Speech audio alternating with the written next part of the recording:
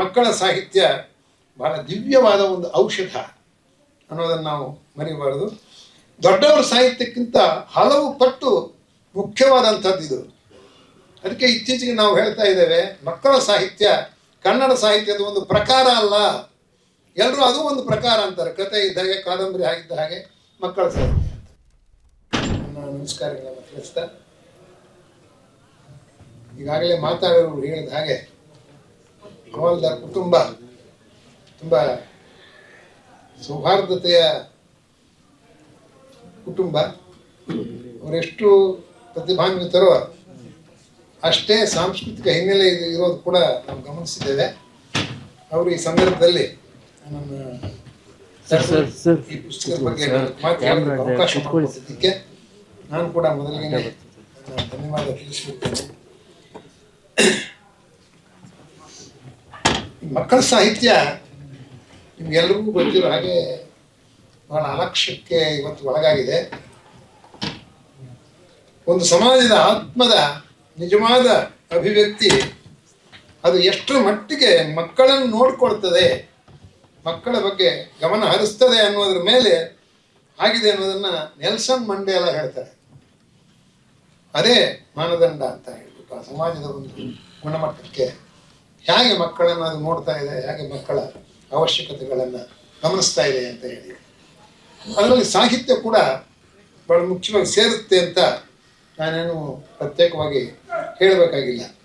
ಸರ್ಕಾರಗಳಾಗಲಿ, ಸಾರ್ವಜನಿಕರಾಗಲಿ, ಸಂಘ ಸಂಸ್ಥೆಗಳಾಗಲಿ ವಿಶೇಷವಾಗಿ ಕನ್ನಡದಲ್ಲಿ ಮಕ್ಕಳ ಸಾಹಿತ್ಯದ ಕಡೆ ಗಮನ ಹರಿಸ್ತಾ ಇಲ್ಲ. ಪೋಷಕರು ಕೂಡ ಅದು ಕಾರಣ ಏನಿದೆಯೋ, ನಿಮಗೆ ಒಂದು ಉದಾಹರಣೆ ಹೇಳೋದಾದರೆ, ತುಮಕೂರಿನಲ್ಲಿ ನಮ್ಮ ಹಿತೈಷಿಗಳೊಬ್ಬರು, ಸರ್ ನಮ್ಮ ಪರಿಚಯ ಆಗಿರೋ ಮಹಿಳೆಯೊಬ್ಬರು ತಮ್ಮ ಮಕ್ಕಳ ಬಗ್ಗೆ ವಿಶೇಷ ಕಾಳಜಿ ವಹಿಸ್ತಾರೆ, ಒಂದು ನಿಮಿಷ ಕೂತ್ಕೊಳ್ಳಿ ಸರ್, ಕರೆಸ್ತೀನಿ, ನಿಮ್ಮ ಪುಸ್ತಕಗಳನ್ನ ಅವ್ರು ತೊಗೊಂಡು ಮಕ್ಕಳಿಗೆ ಕೊಡಲಿ ಎಂದು ಕರೆಸಿದ್ರು. ಅವರು ಆಯಮ್ಮ ಬಂದು ಪರಿಚಯ ಮಾಡಿಕೊಟ್ಟು, ಸರ್ ಕೊಡಿ ನಿಮ್ಮ ಪುಸ್ತಕಗಳು, ನಮ್ಮ ಮಕ್ಕಳಿಗೆ ಬೇಕು ಅಂತಂದ್ರೆ ಹೊರಗಡೆ ತೆಗೆದಾರೆ. ಅವರ ಮೊದಲ ಪ್ರತಿಕ್ರಿಯೆ ಏನು ಗೊತ್ತಾ? ಅಯ್ಯೋ ಕನ್ನಡದಲ್ಲ ಸರ್, ಕನ್ನಡ ಪುಸ್ತಕಗಳ ಇವು, ನಾನು ತಗೊಂಡು ಏನು ಮಾಡಲಿ ಸರ್, ನಮ್ಮ ಹುಡುಗನ ಕೊಟ್ಟು ಏನು ಉಪಯೋಗ, ನೀವು ಇಂಗ್ಲೀಷ್ನಲ್ಲಿ ಬರ್ತಿದ್ದೀರೇನೋ ಅಂತ ತಿಳ್ಕೊಂಡ್ಬಿಡ್ತೀವಿ ಅಂತ ತಗೊಳ್ಳಿಲ್ಲ. ಅವರು ಮಕ್ಕಳ ಬಗ್ಗೆ ವಿಶೇಷ ಪ್ರಜ್ಞೆ ವಹಿಸುವಂಥವ್ರು. ಈ ಬಗೆಯ ಹುಸಿ ವ್ಯಾಮೋಹ ಇಂಗ್ಲೀಷ್ ಬಗ್ಗೆ ಯಾವ ಕನ್ನಡಿಗರು ಇರೋದೇ ಇಲ್ಲ. ನಾನು ಇಂಗ್ಲೀಷ್ನಿಂದಲೂ ಅನುವಾದ ಮಾಡಿದ್ದೇನೆ, ಇಂಗ್ಲೀಷು ನಮ್ಮ ಎಲ್ಲರ ಇಷ್ಟದ ಭಾಷೆನೇ. ಆದರೆ ಬಾಲ್ಯದಲ್ಲಿ ಎಷ್ಟರ ಮಟ್ಟಿಗೆ ಯಾವ ವಯಸ್ಸಿನವರಿಗೆ ಎಷ್ಟು ಇಂಗ್ಲೀಷ್ ಬೇಕು, ಯಾವಾಗ ಯಾವ ಪ್ರಮಾಣದಲ್ಲಿ ಅದನ್ನು ಕಲಿಸ್ಬೇಕು ಅನ್ನೋದರಲ್ಲಿ ನಾವು ಭಾಳ ಹಿಂದೆ ಹೊಡಿತಾ ಇದ್ದೀವೋ ಏನೋ ಅಂತ ನನಗೆ ಅನಿಸುತ್ತೆ. ಇರಲಿ, ಆ ಮಾತು ಬೇರೆ. ಅದು ಒಂದು ಕಾರಣ. ಮಕ್ಕಳ ಸಾಹಿತ್ಯವನ್ನು ಯಾಕೆ ನಮ್ಮ ಪೋಷಕರು ಮಕ್ಕಳಿಗೆ ಕೊಡ್ತಾ ಇಲ್ಲ ಅನ್ನೋದ್ರ ಹಿಂದೆ ಗಾಂಧೀಜಿಯವರು ಕೂಡ ಹೇಳ್ತಾರೆ, ಜಗತ್ತಿಗೆ ಶಾಂತಿಯನ್ನು ಬೋಧಿಸಬೇಕು ಅಂತ ಏನಾದ್ರು ನೀವು ಅಂದ್ಕೊಂಡ್ರೆ, ಯುದ್ಧದ ವಿರುದ್ಧ ನಾವು ಯುದ್ಧ ಮಾಡಬೇಕಾಗಿದ್ದರೆ ಮಕ್ಕಳಿಂದ ಪ್ರಾರಂಭಿಸಬೇಕು ಅಂತ ಹೇಳ್ತಾರೆ ಗಾಂಧೀಜಿಯವರು. ಇದು ಅವರು ಹಿರಿಯರು ಹೇಳಿರೋ ಮಾತು. ಯುನಿಸೆಫ್ ಬಹಳ ಪ್ರಸಿದ್ಧವಾದ ಒಂದು ಮಾತು ಹೇಳಿದೆ, ಮುಂದಿನ ಶತಮಾನದಲ್ಲಿ ಜನತೆ ಶಾಂತಿ ಸಮೃದ್ಧಿಯಿಂದ ಬಾಳ್ಬೇಕಾದ್ರೆ ಮಕ್ಕಳ ಸಾಹಿತ್ಯ ಒಂದೇ ಪಥ ಪ್ರದರ್ಶಕ, ಮನಸ್ಸಿಗೆ ನೆಮ್ಮದಿ ನೀಡುವ ಮೂಲ ಮಂತ್ರ. ಯುನಿಸೆಫ್ ಹೇಳಿರೋದು. ವಿಶೇಷವಾಗಿ ಮಕ್ಕಳ ಬಗ್ಗೆ ಕಾಳಜಿ ವಹಿಸ್ತಕ್ಕಂಥ ಸಂಸ್ಥೆ ಹೇಳಿದೆ. ಮಕ್ಕಳ ಸಾಹಿತ್ಯ ತುಂಬ ಪ್ರಯೋಜನಗಳಿದೆ, ನಾವು ತಿಳ್ಕೊಬೇಕಿದೆ. ಮಕ್ಕಳಿಗೆ ಕೊಡೋದ್ರಲ್ಲಿ ಮಕ್ಕಳ ಒಂದು ಸೃಜನಶೀಲತೆ, ಅವಗಾಹನ ಸಾಮರ್ಥ್ಯವನ್ನು ಅದು ಬೆಳೆಸ್ತದೆ. ಮಕ್ಕಳ ಸಾಹಿತ್ಯ ಅಂತರ್ಗತ ಶಕ್ತಿಯನ್ನು ಹೊರಕ್ಕೆ ತೆಗೆಯುತ್ತೆ ಅದು ಮಕ್ಕಳಲ್ಲಿ ಇರ್ತಕ್ಕಂಥ. ಅದರಿಂದ ಮಗುವಿನ ವಿಕಾಸ ಕೂಡ ಸಾಧ್ಯ ಆಗ್ತದೆ. ಅವರ ಆಲೋಚನಾ ಶಕ್ತಿಯನ್ನು ಹೆಚ್ಚಿಸುತ್ತೆ, ಜೀವನ ಸನ್ಮಾರ್ಗವನ್ನು ಅದು ತೋರಿಸುತ್ತೆ ಅಂಥೇಳಿ ಬೇಕಾದಷ್ಟು ನಾವು ಅದನ್ನು ಹೇಳ್ತಾ ಹೋಗ್ಬೋದು. ಓದು ಬರಹಗಳಷ್ಟೇ ಮಕ್ಕಳಿಗೆ ಸಾಕಾಗೋದಿಲ್ಲ. ನೈತಿಕ ಮೌಲ್ಯಗಳನ್ನು ಅಳವಡಿಸಿಕೊಂಡು ಆ ಮಕ್ಕಳು ಸಮಾಜಕ್ಕೆ ಕೇಡು ಮಾಡದ ಹೊಣೆಗಾರಿಕೆ ಹೊರುವ ವ್ಯಕ್ತಿತ್ವವನ್ನು ನಾವು ಬೆಳೆಸಬೇಕಾದ್ರೆ ಮಕ್ಕಳ ಸಾಹಿತ್ಯ ಅಗತ್ಯ ಅಂತ ಕೆಲವರು ಹೇಳ್ತಾರೆ. ಇನ್ನು ಕೆಲವರಂತೂ ಒಂದು ಕಡೆ ನಾನು ಬರೆದಿರೋದು, ಬಾಲ್ಯದಲ್ಲಿ ಮಕ್ಕಳ ಸಾಹಿತ್ಯವನ್ನು ಮಕ್ಕಳ ಕೈಯಲ್ಲಿ ಓದಿಸದೆ ಹೋದರೆ ಅಥವಾ ನಾವು ಅವರ ಮುಂದೆ ಓದದೆ ಹೋದರೆ ಇಲ್ಲ ಅವರ ಕಿವಿಗೆ ನಾವು ಮಕ್ಕಳ ಸಾಹಿತ್ಯವನ್ನು ಕೇಳಿಸದೆ ಹೋದರೆ ಆ ಮಕ್ಕಳು ಸ್ವಾರ್ಥ, ಅರಾಜಕತೆ, ಕೇಡು ಬಗೆಯತಕ್ಕಂಥ ಗುಣಗಳು, ತಂದೆ ತಾಯಿಯಂದಿರನ್ನು ಕಡೆಗಣಿಸುವಂಥ ಮನೋಧರ್ಮ, ಪರೀಕ್ಷೆಯಲ್ಲಿ ಏನಾದ್ರು ಕಡಿಮೆ ಅಂಕಗಳು ಬಂದರೆ ಓಡಿ ಹೋಗ್ತಕ್ಕಂಥ ಹೇಳಿತನ, ಆತ್ಮಹತ್ಯೆ ಮಾಡ್ಕೊಳ್ತಕ್ಕಂಥ ಒಂದು ಪ್ರಯತ್ನಗಳು, ಒಳಿತು ಕೆಡುಕುಗಳ ವಿಚಕ್ಷಣಾ ಶಕ್ತಿಯನ್ನು ಅವರು ಕಳ್ಕೊಳ್ಳೋದು, ಇಂಥ ದುರ್ಗುಣಗಳ ಪಾಲಾಗೋದು, ಇದೆಲ್ಲ ಆಗುತ್ತೆ.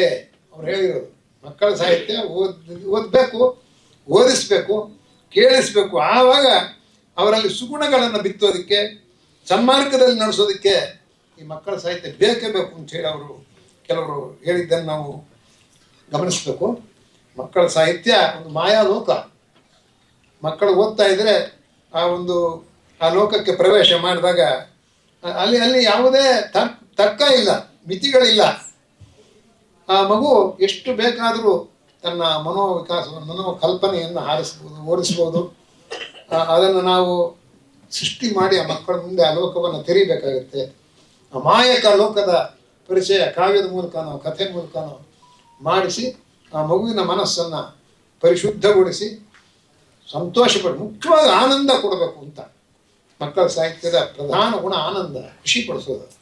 ಅದು ಬೇರೆ ಬೇರೆ ರೀತಿಗಳಲ್ಲಿ ಅವರೆಲ್ಲ ಮಾಡೋದಕ್ಕೆ ಸಾಧ್ಯ ಆಗುತ್ತೆ. ಅವ್ರು ಯಾವುದೇ ತರ್ಕದ ಪರಿಮಿತಿಗಳಿಲ್ಲ. ಅವರು ಕನಸುಗಳನ್ನು ಕಮರಿಸುವುದಿಲ್ಲ. ಮಕ್ಕಳ ಲೋಕ ಯಾವುದೇ ರೀತಿಯಲ್ಲಿ ಕೂಡ ಎಷ್ಟು ಬೇಕೋ ಅಷ್ಟು ಅವರು ಯೋಚಿಸ್ತಾರೆ, ಕಲ್ಪನೆಯನ್ನು ಬೆಳೆಸ್ಕೋತಾರೆ. ಹೀಗೆ ನಾಳಿನ ಮೇಧಾವಿಗಳನ್ನು ತಿದ್ದುವಲ್ಲಿ ಮಕ್ಕಳ ಸಾಹಿತ್ಯ ಬಹಳ ದಿವ್ಯವಾದ ಒಂದು ಔಷಧ ಅನ್ನೋದನ್ನು ನಾವು ಮರಿಬಾರದು. ದೊಡ್ಡವರ ಸಾಹಿತ್ಯಕ್ಕಿಂತ ಹಲವು ಪಟ್ಟು ಮುಖ್ಯವಾದಂಥದ್ದು ಇದು. ಅದಕ್ಕೆ ಇತ್ತೀಚೆಗೆ ನಾವು ಹೇಳ್ತಾ ಇದ್ದೇವೆ, ಮಕ್ಕಳ ಸಾಹಿತ್ಯ ಕನ್ನಡ ಸಾಹಿತ್ಯದ ಒಂದು ಪ್ರಕಾರ ಅಲ್ಲ. ಎಲ್ಲರೂ ಅದು ಒಂದು ಪ್ರಕಾರ ಅಂತಾರೆ. ಕಥೆ ಇದ್ದ ಹಾಗೆ, ಕಾದಂಬರಿ ಆಗಿದ್ದ ಹಾಗೆ ಮಕ್ಕಳ ಸಾಹಿತ್ಯ ಅಂತ. ಖಂಡಿತ ಅಲ್ಲ. ಅದು ಒಂದು ಪರ್ಯಾಯ ಸಾಹಿತ್ಯ.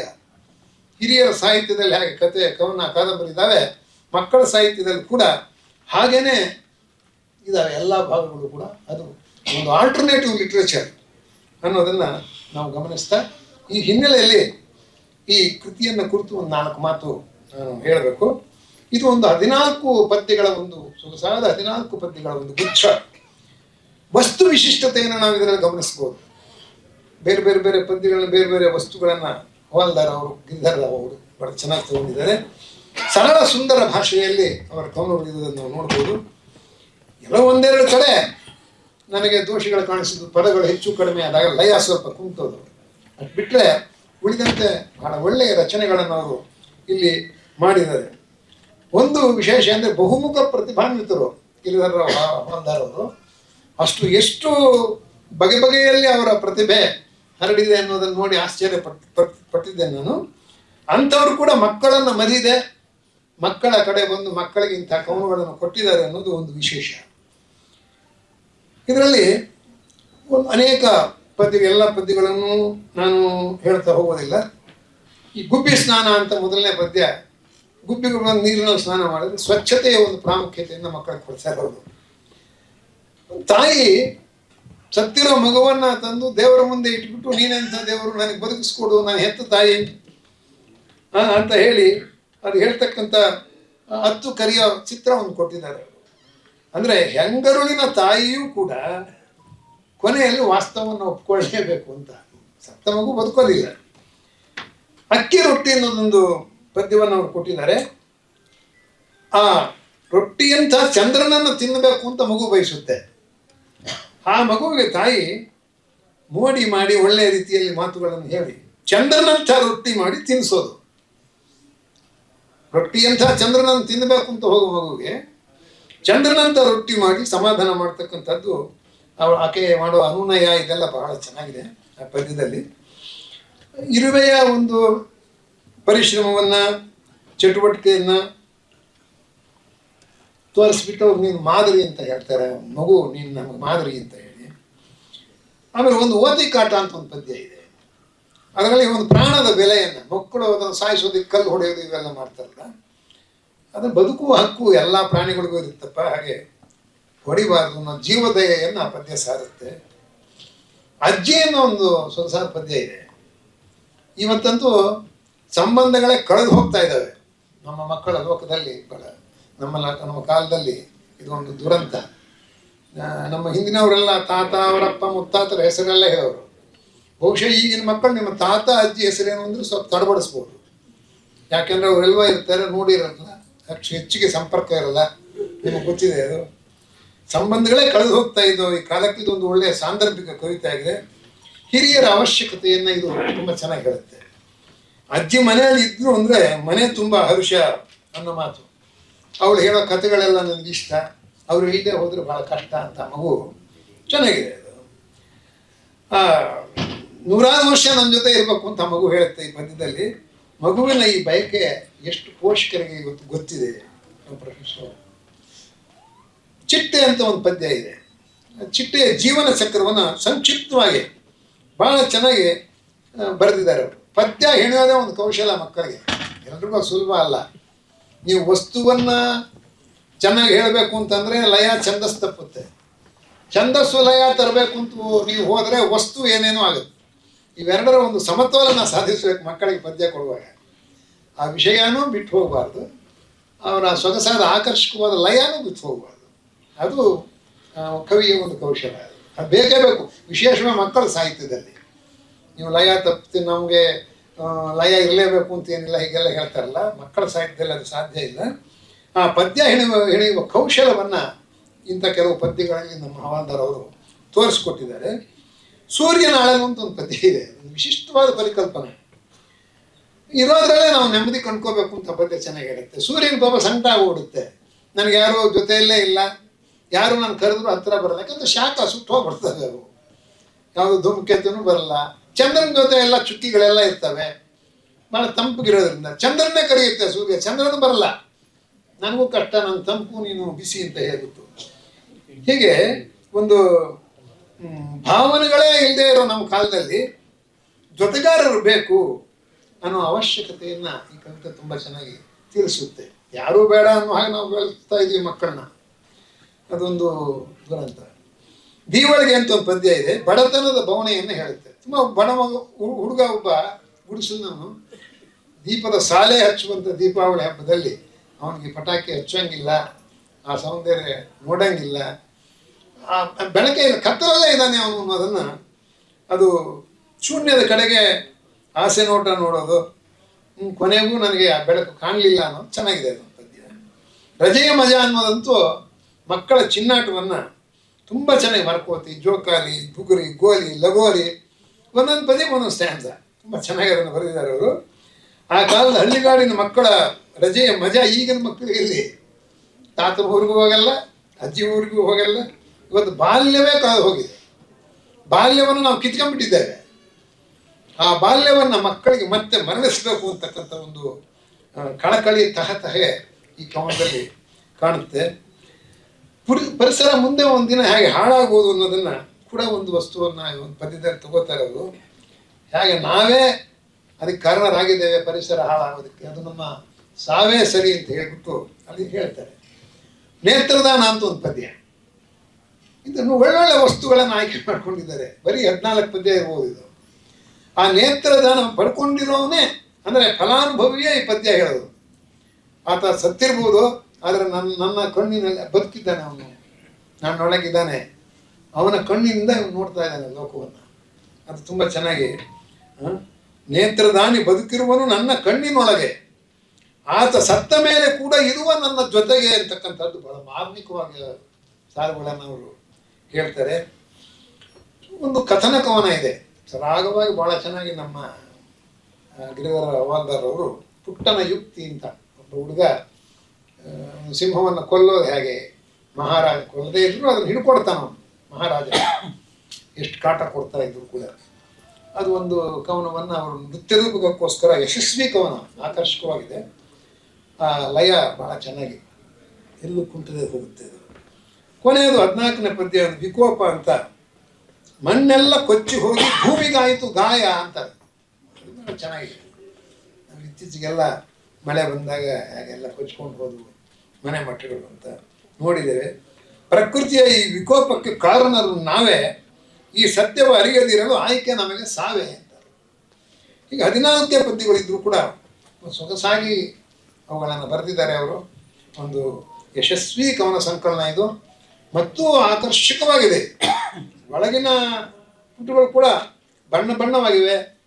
ಕಾಗದ ಅತ್ಯಂತ ಬೆಲೆ ಬಾಳುವಂಥ ಗುಣಮಟ್ಟದ ಕಾಗದವನ್ನು ಬಳಸಿದ್ದಾರೆ. ಮಕ್ಕಳ ಪುಸ್ತಕಗಳನ್ನು ಹೀಗೆ ತರಬೇಕು ಅಂತ. ಕೆಲವು ಕಾಲ ಕನ್ನಡದಲ್ಲೆಲ್ಲ ಹಿಂದೆ ದಪ್ಪಕ್ಷರಗಳಲ್ಲಿ ಬರೆದುಬಿಟ್ರೆ ಮಕ್ಕಳ ಪದ್ಯ, ದಪ್ಪಕ್ಷರ ಪ್ರಿಂಟ್ ಮಾಡಿಬಿಟ್ರೆ ಹೀಗೆಲ್ಲ ತಪ್ಪು ಭಾವನೆಗಳಿದ್ವು. ಆದರೆ ಈಗ ಮುದ್ರಣಾಲಯಗಳಲ್ಲೆಲ್ಲ ಬಹಳ ತಾಂತ್ರಿಕತೆ ಬೆಳೆದ ಮೇಲೆ ಇಂಥ ಗುಣಮಟ್ಟದಲ್ಲಿ ತರೋಕೆ ಕನ್ನಡದಲ್ಲೂ ಕೂಡ ಸಾಧ್ಯವಾಗ್ತಾ ಇದೆ. ಅದನ್ನು ಈ ಪುಸ್ತಕ ನೋಡಿ ನಮ್ಗೆ ಭಾಳ ಸಂತೋಷ ಆಗಿದೆ. ಈಗ ತರಬೇಕು ಮಕ್ಕಳ ಪುಸ್ತಕಗಳನ್ನು. ಅದಕ್ಕಾಗಿ ಅವರಿಗೆ ಮಕ್ಕಳ ಸಾಹಿತಿಗಳೆಲ್ಲರ ಪರವಾಗಿ, ಮಕ್ಕಳ ಪರವಾಗಿ ನಾನು ಕೃತಜ್ಞತೆಯನ್ನು ಸಲ್ಲಿಸ್ತಾ ನನ್ನ ಮಾತುಗಳನ್ನು ಕೇಳಿದ್ದಕ್ಕೆ ನಿಮಗೂ ನನ್ನ ವಂದನೆಗಳನ್ನು ತಿಳಿಸ್ತೇನೆ. ನಮಸ್ಕಾರ.